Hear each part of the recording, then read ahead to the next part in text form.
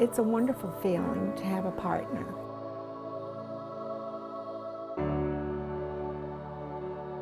Discover NVNA and Hospice.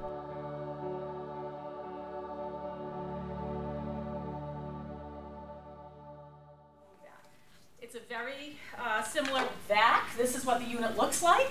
It's kind of top heavy, okay? Pretty simple, straightforward button. Well, continuum of care is really kind of a patient's movement or journey through the healthcare system, and it may start in acute care that you've been hospitalized for something, and you're not really quite ready to go back to the activities of daily living and do what you do, so you need some more skilled care. You're going to come to home care. Or you may need rehab. Sometimes that would be a step in the transition, or a skilled nursing facility short-term could be a step. It could be almost any level of care. Once a patient gets to home care, for many of them, most of them, our goal is that they're going to get better and we're going to discharge them to the community. Sometimes I think that home care is one of the best kept secrets, that people don't ever think about it until they need it and they say, this is wonderful, I wish I had known about it.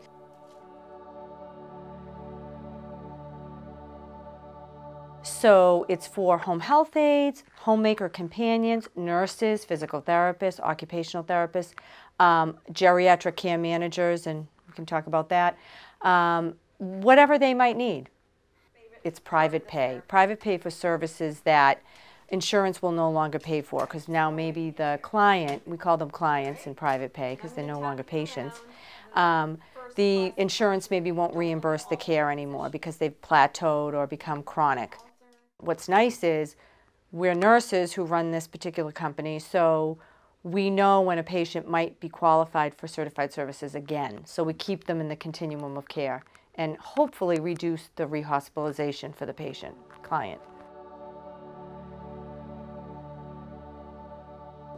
I think patients' idea of hospice is this is death and I'm not ready to die, instead of looking at what they need is to get some psychosocial support and physical support with symptom management. And so many of them do so much better.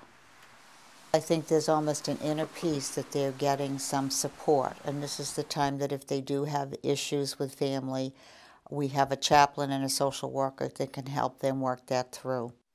So some people defy the odds when you think about it, and they live longer than the 6 months, which is the standard time that Medicare says that you should live 6 months or less. And sometimes where they have family support and the symptom management, they just can't enjoy the last few, maybe months or year of their life. Our goal is to make them independent managing a condition, whether it's an acute one or a chronic one. Hopefully, if it's an acute condition, they're going to recover completely. If it's a chronic one, we're going to teach them how they can manage it better. What's great is our nurses will also evaluate the clients ongoing, and our home health aides will report back to us as well. So we can hopefully prevent hospitalization, get them back on the certified services if they need it, put home telemonitoring in if they need that. That may just be enough to keep them, safe at home. I think because of the fact we have a huge referral base from the certified side, the nurses have an opportunity to come to us and say, I have a patient that I think would be hospice eligible, or I have a patient that's in terrible pain, and could you kind of evaluate? So then we can send a nurse out with the certified nurse to the home, and that way the patient won't be afraid that here comes the hospice nurse. We just said we're trying to help with symptom management. And that way they may very well ask for what other services we provide.